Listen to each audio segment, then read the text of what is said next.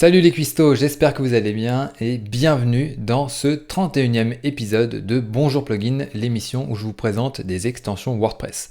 Alors aujourd'hui, on va s'intéresser à une extension qui s'appelle WP Statistics. Alors c'est pas une extension que j'utilise, mais elle a quand même plus de 500 000 installations actives, donc je me suis dit que ça valait peut-être le coup d'en parler un petit peu. Alors à quoi ça sert exactement? Eh bien tout simplement à suivre les statistiques de son site, voir quelles pages sont visitées, combien de visiteurs on a par jour, etc. etc. avec beaucoup de statistiques, exactement comme Google Analytics.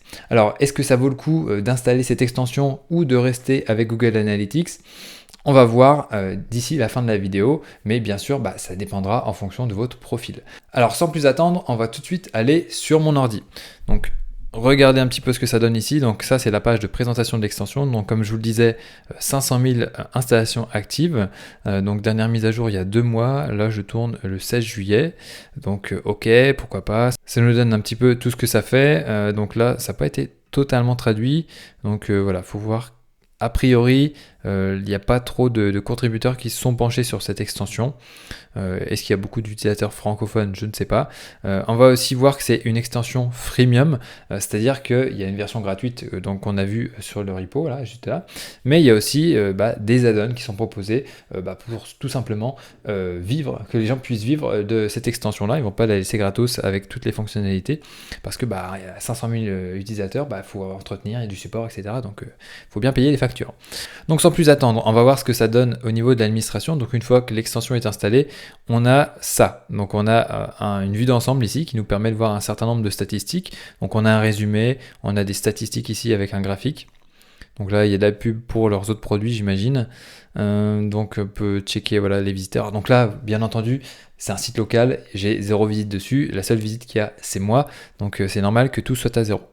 Donc voilà, il y a Bing, on peut checker par moteur de recherche, par site référent, par moteur de recherche référent, les navigateurs. Donc là, je suis sous Chrome, comme vous pouvez le voir. Et voilà, il y a pas mal de stats ici. Donc après ici, il y a beaucoup de choses sur la gauche. Au niveau du sous-menu, donc les hits, c'est tout simplement les visiteurs et aussi les visites. Alors petite différence, un visiteur, c'est une personne, comme vous et moi, mais une visite, c'est juste le nombre de fois où on va sur le site. Donc si je vais 5 fois sur WP Marmite, il y aura eu un seul visiteur, mais 5 visites. Vous voyez la petite subtilité? Donc je continue de regarder un petit peu ça. En ligne, là ça me dit le nombre d'utilisateurs qui sont en ligne. Donc là, comme vous pouvez le voir, je suis dans l'administration, donc c'est normal que je ne sois pas détecté. Tout à l'heure, je l'étais. Les sites référents, donc là, c'est bonjourplugin.local, c'est le site sur lequel je me trouve. Recherche par mot, donc ça c'est toutes les recherches qui ont été effectuées sur votre site via le petit moteur de recherche que vous avez peut-être installé. Là, moteur de recherche. Donc là, ça vous donne les statistiques que vous apportent les différents moteurs de recherche. Donc logiquement, si vous êtes sur un site francophone, plus de 90% des visites apportées par les moteurs de recherche devraient être apportées par Google, si ce n'est plus. On continue de descendre, là on peut voir les différentes pages qui sont visitées. Donc là, c'est la page d'accueil. On peut voir aussi avoir des infos sur les visiteurs. Donc là, on va voir qu'on a l'IP complète. Donc au niveau du RGPD, c'est pas encore ça, mais on peut gérer ça dans les réglages. On va voir ça tout à l'heure. Catégories, donc on peut après voir les catégories les plus populaires, les pages d'étiquettes, donc les tags, les auteurs les plus populaires. On peut aussi voir quels sont les navigateurs et les plateformes, donc là c'est les systèmes d'exploitation. Les tops des visiteurs du jour, donc là il n'y en a pas beaucoup, il n'y a que moi. Après, optimisation, là c'est pas vraiment utile, c'est plus des infos techniques, vous allez voir. Ici on peut faire des exports aussi si vous voulez. On peut faire des choses aussi sur la base de données. On peut mettre à jour tout ce qui est GeoIP, c'est-à-dire pour faire la correspondance entre l'adresse IP et le pays. Et là, l'historique, c'est pour réinitialiser les valeurs. Donc là, on va s'intéresser aux réglages. Vous allez voir qu'il y en a quand même pas mal. Donc les options générales. Après, là, on peut choisir ce qui va s'afficher. Donc, est-ce qu'on veut avoir les utilisateurs en ligne? Oui, non. Donc là, je vais tout laisser tel quel, mais on peut vraiment affiner, on va dire, ce qu'on peut avoir comme statistique. Donc là, les pages et les articles, c'est mieux. Est-ce que vous avez un plugin de cache? Donc là, vaut mieux l'activer. Là, j'ai pas de WP Rocket parce que je suis en local et je m'en moque un peu. Mais a priori, il y a de fortes chances pour que vous ayez un plugin de cache. Donc n'oubliez pas de cocher cette case si vous installez WP Statistics. Enfin, Statistics, exactement. donc là, il y a plusieurs choses, hein, et on peut désactiver certains moteurs de recherche. Il y en a que je connais même pas, hein. Clerch.org, inconnu au bataillon, en tout cas pour moi. Quant, pour ceux qui l'utilisent. Après, voilà, il y a plusieurs choses, hein, que vous pouvez faire. Là, c'est assez technique. Faut avouer que voilà, tout ce qui est statistique, tout ça, il y a plein de choses à gérer. Comme j'ai dit, c'est assez technique, ça peut être très complexe. Et c'est vrai que quand on veut installer une extension de ce genre pour suivre ses propres statistiques sans dépendre de Google Analytics ou de n'importe quel autre outil de suivi, il faut avoir certaines connaissances. Donc là, on peut anonymiser les adresses IP, hein, c'est mieux. On peut également les hacher, c'est-à-dire les enregistrer d'une façon différente, sous une forme d'une chaîne de caractères. Donc là, je vais enregistrer ça. Tac. Notification, donc si vous voulez, vous pouvez avoir des rapports qui vous sont envoyés, donc il suffit d'activer, etc.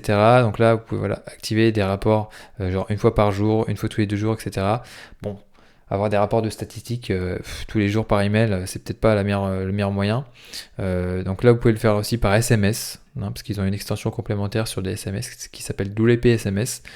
Ça, j'ai pas testé, mais c'est possible. Et donc, vous pouvez paramétrer un petit peu votre notification. Bon, perso, je pense pas que ce soit utile, hein. Si vous voulez avoir vos stats, vous vous connectez sur votre site et puis vous allez voir ce que ça donne. Après, il peut peut-être y avoir des usages où ça peut être intéressant. Le tableau de bord. On peut désactiver des widgets de dashboard, c'est-à-dire des widgets qui vont aller sur le tableau de bord ici de WordPress. Donc là, vous pouvez voir qu'il y a des stats ici qui ont été ajoutées et vous pouvez en rajouter d'autres. Vous voyez, il y en a plein là-haut. Donc regardez, hop, je les ai ajoutés. Donc ils se sont tous mis ici. Mais vous pouvez avoir donc vos stats directement sur votre tableau de bord. Ça peut être plutôt sympa, plutôt qu'à chaque fois d'aller au niveau de la vue d'ensemble ici. Donc après, ça sera à vous de voir ce qui vous intéresse à ce niveau-là. Mais vous avez là aussi la possibilité de tout désactiver si ça ne vous intéresse pas. Voilà, donc il y a pas mal d'options, je ne vais pas toutes vous les faire en détail. Niveau d'accès, donc là, quels sont, là c'est encore une fois assez technique, ça aurait pu être un petit peu plus compréhensible. C'est-à-dire que là, en fait, on va voir quel est le niveau de droit qu'on va fournir pour accéder aux statistiques. Donc là, il faut s'y connaître un petit peu au niveau des droits de WordPress pour pouvoir éviter de faire n'importe quoi. Après, on vous donne quand même des conseils ici pour avoir la correspondance avec les rôles utilisateurs qui sont un petit peu plus compréhensibles, quoi. Après, vous pouvez exclure l'administrateur. Donc là, moi j'ai été compté en visite, je ne sais pas pourquoi, alors que je suis censé être exclu par défaut. Donc voilà, peut-être un bug, j'en sais rien. Voilà, il y a pas mal d'options. Externe. Là, vous avez différentes fonctionnalités pour arriver à récupérer le pays du visiteur et même la ville si vous le souhaitez.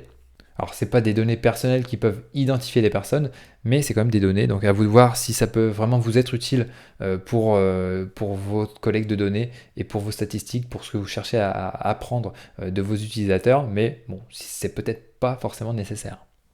Donc là, la maintenance, hein, vous pouvez purger, vous pouvez faire différents trucs. C'est assez bien détaillé, même s'il y a quand même de l'anglais. Vous pouvez aussi tout supprimer, et là, c'est le petit à propos. Donc voilà, on en a terminé pour le tour de cette extension. Bon, personnellement, je pense pas que je l'installerai parce que voilà, je suis très bien Google Analytics, surtout que j'ai déjà tout mon historique, je suis assez habitué à le consulter, et surtout, avec cette extension-là, c'est vous qui enregistrez toutes ces données. Donc si vous êtes piraté, ou si il se passe je sais pas trop quoi, vous êtes responsable. Tandis que quand vous utilisez Google Analytics, c'est eux qui sont responsables. Et puis voilà, le jour où Google Analytics se fera pirater, il n'est peut-être pas prêt d'arriver ce jour-là. Donc voilà, à vous de voir. Après, vous pourriez avoir une volonté d'être indépendant de Google, ne pas utiliser les services de Google, donc Google Analytics, etc. C'est vrai que c'est quelque chose qui est très intéressant pour avoir une solution qui est vraiment indépendante de Google. Donc si c'est quelque chose que vous recherchez, là, cette extension-là pourra vous aider. Bon, en tout cas, voilà, pour moi, je vais passer mon tour pour cette fois. En tout cas, j'espère que vous avez appris des choses dans cet épisode. Même si, comme moi, vous ne comptez pas utiliser cette extension, c'est bien de savoir qu'elle existe, qu'elle est populaire et qu'elle fait quand même un bon boulot. En tout cas, je vous encourage à vous abonner à la chaîne pour recevoir les futurs épisodes de Bonjour Plugin et mes autres vidéos. Et puis, mine de rien, vous allez quand même bientôt parce que mine de rien, on va bientôt arriver aux 50 000 abonnés, ça commence à faire. Et en tout cas, merci beaucoup pour votre fidélité et n'hésitez pas à me suggérer des idées de Bonjour Plugin ou même d'autres séries de vidéos dans les commentaires. Et je vous dis à très très bientôt. Ciao!